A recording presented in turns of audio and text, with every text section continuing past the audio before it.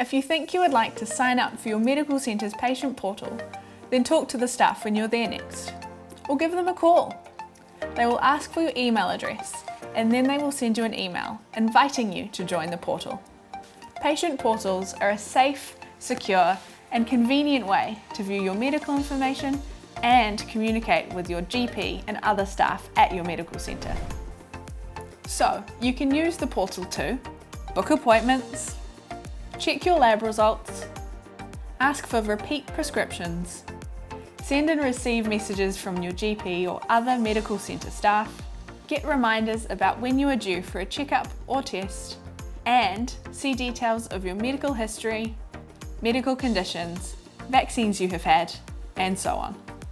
So, if you think this is something that you would like to do, get in touch with your medical centre and tell them you'd like to sign up for their patient portal.